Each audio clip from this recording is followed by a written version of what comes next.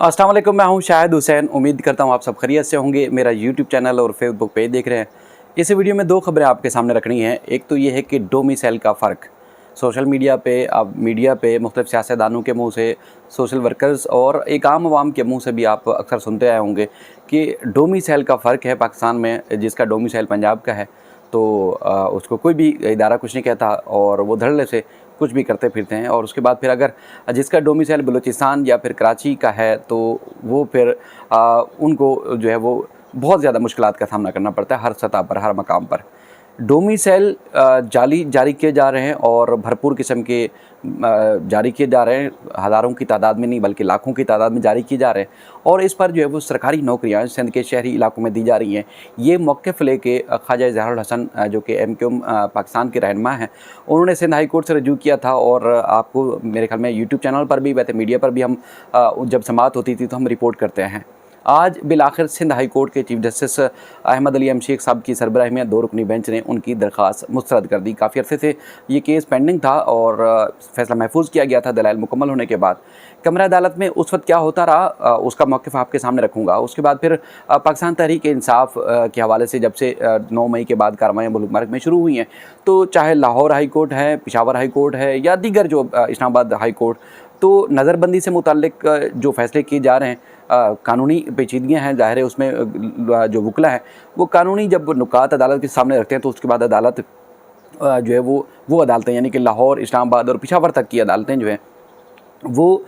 इस नज़रबंदी के कानून को, जो कि 30 रोज़ की नज़रबंदी है MPO 3 के तहत, उसको कलअदम करार देकर उन तमाम रहनुमाओं और कारकुनान को रिहाई का हुक्म दे रही है जिनको हालिया दिनों में किसी भी निगरान हुकूमत, इस्लामाबाद की हुकूमत या फिर उसके बाद फिर पेशावर में या खैबर पख्तूनख्वा में नज़रबंद किया जा रहा है। लेकिन पाकिस्तान तहरीक इंसाफ की जानिब से यहाँ कराची में भी दरख्वास्तें दायर की गई और ना सिर्फ पाकिस्तान तहरीक इंसाफ बल्कि आम अफराद जिनकी आज भी दर्जनों के करीब दरख्वास्तें ज़ेर समाअत थी, जिसमें जो वालिदैन हैं उनका जो वो एक मौक़िफ़ सामने आ रहा है। लेकिन उसके बाद उन दरख्वास्तों पर फ़ौरी इक़दामात नहीं हो रहे। तो ये 2 केस, उसकी तफ़सीलात आपके सामने रखूँगा। लेकिन ख्वाजा इज़हारुल हसन जो है वो काफ़ी मायूस नज़र आए जब उनका केस मुस्तरद हुआ। ये केस हाईलाइट करने का मकसद ये है, आप तक ये ख़बर पहुँचाने का मकसद ये है कि जो अवाम है, या ये महाजरों की बात नहीं है कि सिर्फ ये महाजरों के साथ ज़्यादती हो रही है, जो सिंध के शहरी इलाकों में रहते हैं उनके हकूक़ जो है वो सल्ब किए जा रहे हैं या उनके हकूक़ के ऊपर डाका डाला जा रहा है। ये आम आवाम का, आम शहरी जो कि पढ़े लिखे शहरी हैं उनका मौक़िफ़ होता है। तो उनकी दरख्वास्त ये मुस्तरद कर दी गई हाई कोर्ट से। जब कमरा अदालत से वो बाहर है तो हमने मीडिया से जो है उनसे गुफ्तगू की। मैं चाहता हूँ कि पहले उनका मौक़िफ़ सुन लें, वो कहते क्या है आज की इस ऑर्डर के बाद, और उसके बाद फिर इस दौरान अदालत में क्या कुछ होता रहा उसकी तफ़सीलात भी बताता हूँ। और जो PTI के साथ कुछ हो रहा है अदालतों में, उनको भी बर वक्त इंसाफ क्यों नहीं मिल पा रहा, उसकी तफ़सीलात भी आपके सामने रखूँगा। पहले ख्वाजा इज़हारुल हसन साहब का पूरा मौक़िफ़ सुने, वो कहते क्या है। आज क्या केस था और क्या फ़ैसला आया? जी हाँ, 4 साल बड़ी मेहनत करके ये एक सिंध के शहरियों का मुकदमा सिंध की सबसे बड़ी अदालत और उसमें सबसे बड़ी बेंच जिसकी सरबराही चीफ जस्टिस साहब कर रहे थे, वहाँ रखी गई। 2 बार ये केस चला, 2 बार ये केस कंक्लूड हुआ और फिर उसके बाद री हियरिंग हुई और चीफ जस्टिस साहब ने आज तारीख़ रखी थी कि वो फ़ैसला सुनाएंगे। और मुतवक्को था कि सिंध की अदालतों में और इस्लामाबाद की अदालतों में 2 इंतहाई रुख हैं। कहीं रात को फ़ैसला आ जाता है और कहीं 4-4 साल की रातें गुजरने के बाद भी फ़ैसला ताख़ीर का शिकार रहता है। अदालत के फ़ैसले से मुझे कतई मायूसी नहीं हुई। अदालत ने हमारा यह केस डिसमिस कर दिया। यानी जाली डोमिसाइल और जाली PRC का जो केस हमने उठाया था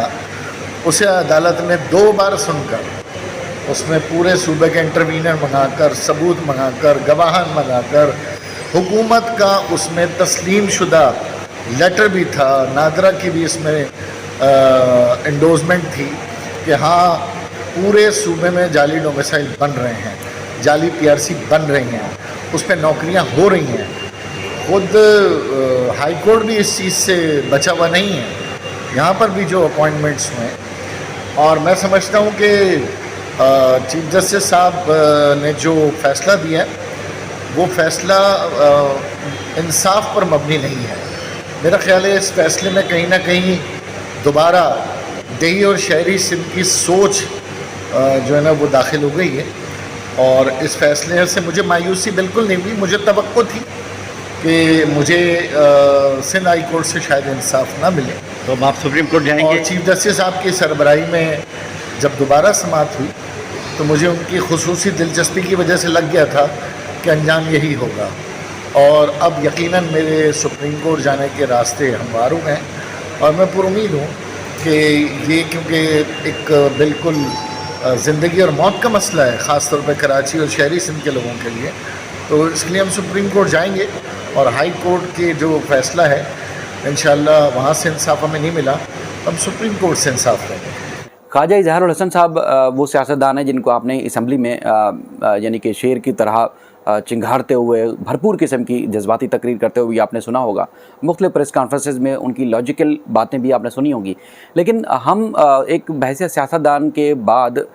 वो एक अच्छे माहिर कानून हैं, वो एक अच्छे कानूनदान हैं। उनको जब अदालतों में वो बड़ी बड़ी फाइलें लेके आते थे और साइटेशंस लेके आते थे, कानून लेके आते थे कि कराची की आवाम या सिंध के शहरी इलाकों के जो आवाम हैं, जो कि पढ़े लिखे आवाम हैं, उनके साथ ज़्यादती हो रही है। पीपल्स पार्टी अपने मनपसंद लोगों को जाली और डोमिसाइल और PRC बनाकर जो सिंध के शहरी इलाकों का कोटा है उनके ऊपर नौकरियाँ दे रही है, मुलाजमतें दे रही है। लिहाजा ये जालसाजी है, लिहाजा इस जालसाजी के जो तरीक़ाकार है उसको रोका जाए और उसके बाद ना सिर्फ इन जाली जो डोमिसाइल के ऊपर लोगों को नौकरी दी गई है उसको कलअदम करार दिया जाए, बल्कि इस सारे मामले की जुडिशल इंक्वायरी भी कराई जाए। क्योंकि पीपल्स पार्टी ने जब ये मुसलसल MQM पाकिस्तान की तरफ से एहतजाज किए जा रहे थे तो उसके बाद फिर पीपल्स पार्टी ने इंक्वायरी जो है वो करने का हुक्म दिया था और उसमें तमाम ACs या DCs जो कि डिस्ट्रिक्ट से हैं उनको ऑर्डर दिया था कि वो तहकीकात करेंगे कि डोमिसाइल किन के असली हैं और किन के जाली हैं। क्योंकि सिर्फ जो डोमिसाइल बनाने का मामला नहीं था, अच्छे ग्रेड्स के ऊपर या लोअर ग्रेड्स के ऊपर भी सिंध के शहरी इलाकों के बजाय देही इलाकों के जो कारकुनान हैं या आम लोग हैं उनको जो सिंध के शहरी इलाकों के डोमिसाइल बनाकर जो वो उनको मुलाजमतें दी जा रही हैं, तो लिहाजा एक हकूक़ मुतासर हो रहे हैं, तो लिहाजा उनको रोका जाए। उसके बाद फिर अदालत ने वो इनका मौक़िफ़ भी मुस्तरद कर दिया। तहरीरी फ़ैसला आएगा, तहरीरी फ़ैसला जब आएगा तो अदालत ने दरख्वास्त मुस्तरद करने की क्या वजूहात लिखी हैं वो आपको तफसील से हम बताएंगे। लेकिन ये जो उनका मौक़िफ़ है ये काफ़ी आवाम के लिए एक रंजीदा कुन भी है, एक गमनाक भी है कि जिस तरह कहते हैं कि डोमिसाइल का फ़र्क है, तो ज़ाहिर यहाँ पर नज़र आ रहा है कि अदालत से इंसाफ की उनको तवक्को थी लेकिन इंसाफ उनको नहीं मिला और वो इंसाफ एक सिंध हाई कोर्ट के चीफ जस्टिस से उनको उम्मीद लगाई जा रही थी। अब चूँकि ये हमारी ज़िम्मेदारी है यहाँ कराची में रहने वाले होने की हैसियत से कि कराची की आवाम या सिंध के शहरी इलाकों के साथ आवाम के साथ जो जुल्म ज़्यादती होती है वो आवाम तक भी पहुँचाएँ और उन लोगों तक भी पहुँचाएँ जो साहिब इक़्तिदार हैं या जिनके पास क़ुव्वत है। अच्छा, अब मामला आता है कि एक तो मुलाजमतें नहीं मिल पा रही हैं, आपको पता पढ़े लिखे जो उर्दू बोलने वाले हैं, महाजरों से भी हट के भी अगर आप बात करें तो एक आम जो शहरी हैं वो या तो फूड पांडा डिलीवरी का काम कर रहे हैं, बाइकें चला रहे हैं, इसी तरह वो मामूली रोज़गार करके पढ़े लिखे जो नौजवान हैं वो धक्के खाने पर मजबूर हैं। लेकिन उनके जो हक़ है उनके कोटे के ऊपर, यानी कि एक तो मुख्तस कोटा है देही इलाकों का और शहरी इलाकों का, लेकिन जो शहरी इलाकों का कोटा है वो देही इलाकों को शहरी इलाकों के जो कोटे के ऊपर डोमिसाइल बनाकर उनको मुलाजमतें दी जा रही हैं, तो ये उनका शिकवा है। तो उसके बाद फिर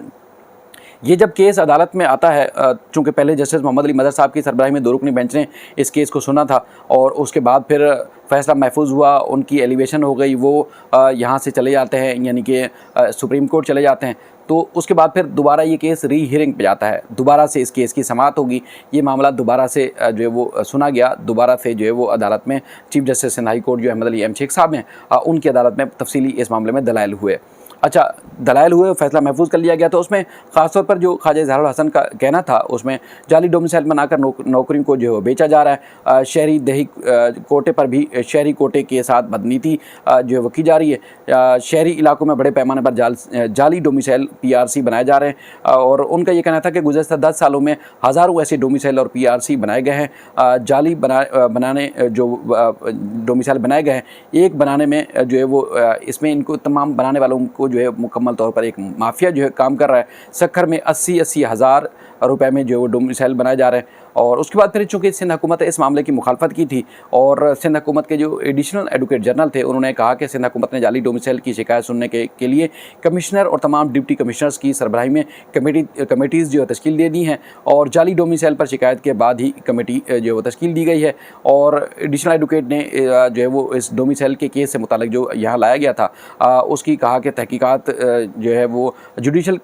यानी कि अदालत से कराई जाए, जुडिशल कमेटी से कराई जाए, उसकी उन्होंने मुखालफत की और कहा कि ये जो है हुकूमत ने जो कमेटी तश्कील दी है उसकी शिकायत के लिए यानी कि ख्वाजा इजहार साहब को भी अगर कोई शिकायत है तो वो उससे जाकर रजू करें। और उसके बाद फिर ख्वाजा इजहार का बार बार इसरार था कि इसकी तहकीकात के लिए जो है बाकायदा तौर पर जो है वो जुडिशल इंक्वायरी होनी चाहिए, यानी कि एक जज साहब हों उनकी वो इंक्वायरी करें।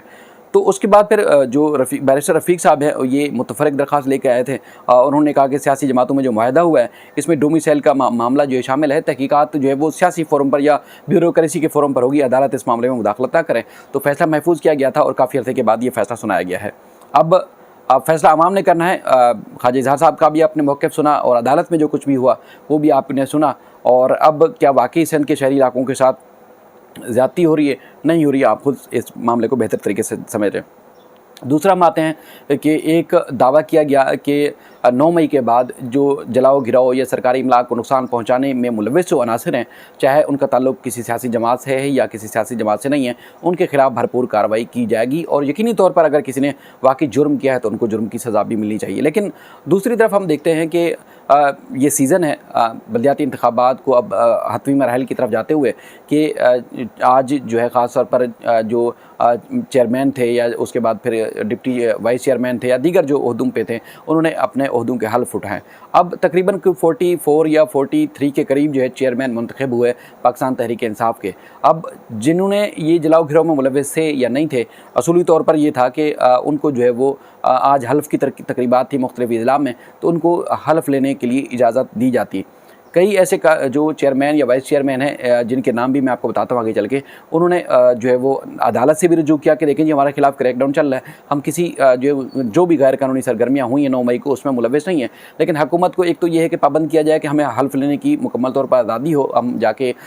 हल्फ लें और उसके बाद फिर जो मेयर का प्रोसीजर है उसमें हम अपना हिस्सा डालें। दूसरा ये है कि इस सारी सूरत हाल में मखसूस नशिस्तों के ऊपर भी PTI कोई काम नहीं कर सकी है। जमात इस्लामी के साथ इत्तेहाद भी हो चुका है, लेकिन खौफ है हमें गिरफ्तार कर लिया जाएगा, तो इसलिए जो ये मेयर का जो इंतखाब है उसको थोड़ा सा डिले कर दिया जाए और नोटिफिकेशन जो है इलेक्शन कमीशन की तरफ से जारी किया गया है उसको मुलतवी किया जाए, कुछ अर्से के लिए आगे की तरफ बढ़ाया जाए। तो जज साहब ने मामले को सुना और उसके बाद फिर नोटिस जारी किए, क्योंकि सूरत हाल जो है वो इंतहाई हैरान कुन है। क्योंकि एक आज़ाद माहौल में अगर किसी के साथ आपने इत्तेहाद भी किया है तो उनके साथ आपने मुज़ाकरात करने हैं, उनके साथ आपने हुकूमत बनाने का या मेयर बनाने का आपने एक फार्मूला तय करना है। अब वो नहीं हो पा रहा, इसलिए कि कई जो MPs MNAs या क़यादत है वो रूपोश है गिरफ्तारियों से बचने के लिए। दूसरी या तो बाहर आते हैं तो नज़रबंद कर लिए जाते हैं, या फिर कुछ जो है वो जेलों में है, किसी को MPO के तहत बंद किया गया है, किसी को मुख्तलिफ मुकदमात में बंद किया गया है। तो इसलिए आज़ादाना तौर पर जो है वो PTI जमात इस्लामी के साथ वो मामला नहीं कर पा रही। तो अब सूरत हाल ये है, एक तो जज साहब ने उस पर फौरी कोई स्टे देने या कोई पिछली समात पे भी आपको मैंने बताया था कि जब उनके वकील साहब ने अदालत से इस्तदा की कि देखिए हमारा केस फौरी तौर पर सुना जाए, जुम्मे का रोज़ था कि 22 तारीख से ये मामला शुरू हो जाएगा, मेयर के इंतखाब का मामला प्रोसीजर शुरू हो जाएगा, तो हमारा केस सुना जाए। तो जज साहब ने कहा था कि क्या हम आपको जो है वो स्टे दे देंगे, यानी कि मामला रोक देंगे, ये तो नहीं हो सकता। तो बहरहाल आज उन्होंने वही किया, स्टे नहीं दिया लेकिन नोटिस जारी किए हैं। अब जब ये प्रोसीजर मुकम्मल हो जाएगा तो आप खुद बताएं कि पहले भी हमने कई ऐसे केसेस हैं जो कि अरसे से ज़ेर समात हैं, वो एक मुद्दत जो असम्बली की मुद्दत होती है पूरी हो जाती है लेकिन केसेस के फ़ैसले नहीं हो पाते। शाजिया मरी हैं और भी कई ऐसे हैं जिनके 10 साल से केसेस पेंडिंग है। एक असम्बली की मुद्दत मुकम्मल हुई, उसके बाद दूसरी असम्बली भी चलेगी, उनकी आज तक जाली डिग्री के ऊपर फ़ैसला नहीं हो सका कि उनकी डिग्री जाली है या असली है, केस आज तक पेंडिंग है। और उसके अलावा अगर ये प्रोसीजर हो जाता है इनकी गैर मौजूदगी में तो यकीनी तौर पर जिसका भी मेयर आएगा उसको चैलेंज भी अगर करेंगे तो फिर वो आगे एक तवील अरसे तक लटकाया जाएगा, लेकिन उसकी जो है वो उनको बर वक्त इंसाफ नहीं मिलेगा। इसके अलावा जो दीगर हैं ख़ासतौर पर जो आम शहरी हैं जिनको MPO के तहत बंद किया गया है, जिसमें बताया गया है कि उनके पेपर हो रहे थे, उनके जो है वो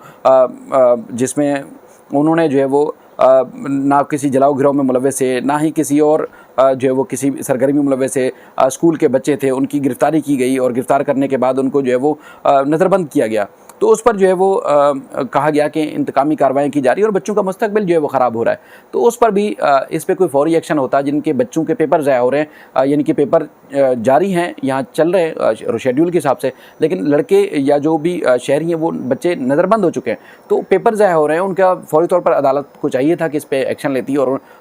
जिन जिन के ऊपर अगर कोई इल्ज़ाम नहीं है इस किस्म का तो उनको पेपर देने की इजाज़त दी जाती। लेकिन अब लग रहा है कि ये MPO की मुद्दत भी पूरी हो जाएगी और उसके बाद फिर दरख्वास्त गैर मौसर हो जाएगी। तो कहने का मकसद ये है कि ये यहाँ पर हंगामी सूरत हाल में बर वक्त इंसाफ की जहाँ ज़रूरत पड़ती है तो वहाँ पर जो है वो इस तरह के मसाइल सामने आ रहे हैं कि उनको बर वक्त इंसाफ नहीं मिल पा रहा। तो दूसरी तरफ जिनको दावा किया गया था कि देखें जी हमने तो खुली आज़ादी दी हुई है, हम किसी को ना गिरफ़्तार करने का ऑर्डर देंगे, ना ही हमने किसी के ख़िलाफ़ कोई कार्रवाई का जो है वो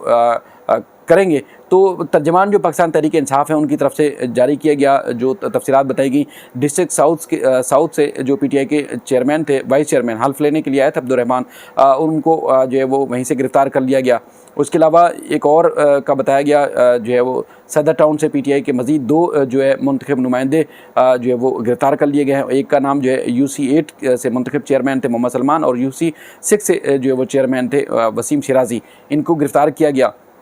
और इसके अलावा चनेसर गोड से भी चेयरमैन और वाइस चेयरमैन को गिरफ़्तार किया गया। अब कहने का मकसद ये है कि एक तरफ आप कहते हैं कि जमहूरियत है और जो भी मेयर के इंतखाब में अगर कोई PTI का मुंतखब नुमाइंदा हल्फ लेने के लिए आएगा तो उसके लिए कोई रुकावट नहीं पैदा की जाएगी, लेकिन यहाँ पर जो लड़ने के लिए आ रहे हैं यानी कि हल्फ लेने के लिए आ रहे हैं और इस सारे प्रोसीजर में हिस्सा लेने के लिए आ रहे हैं जो कि मुंतखब नुमाइंदे हैं, जिसमें आप तो खुद दावा करते हैं कि लेकिन जी मुंतखब नुमाइंदे के साथ जुल्म ज़्यादती हो रही है, तो वहाँ पर ये हो रहा है कि PTI को जो नुमाइंदे आ रहे हैं उनको वहाँ से हिरासत में लिया जा रहा है। और इसी तरह जब इत्तेहाद सही तरह से नहीं हो पाएगा, मखसूस नशिस्तों पर नहीं हो पाएगा और उसके अलावा जो हल्फ नहीं ले पाएंगे, तो फिर आप खुद बताएं कि वो किस तरह आज़ादाना तौर पर जो है वो उनको मेयर का जो इंतखाब होगा वो हो सकेगा। तो इसी वजह से उनकी तरफ से भी एक गम गुस्से का इजहार किया गया है कि अदालत से तवक्को थी कि उनको इस सूरत हाल में बर वक्त इंसाफ मिलेगा, लेकिन लाहौर, इस्लामाबाद और पेशावर की निस्बत सिंध की अदालतों से उनको इंसाफ नहीं मिल पा रहा। यकीनी तौर पर आवाम ने फैसला करना है कि क्या वाकई ही इस तरह हो रहा है या नहीं हो रहा। आप बेहतर एक जज हैं, बेहतर फैसला कर सकते हैं।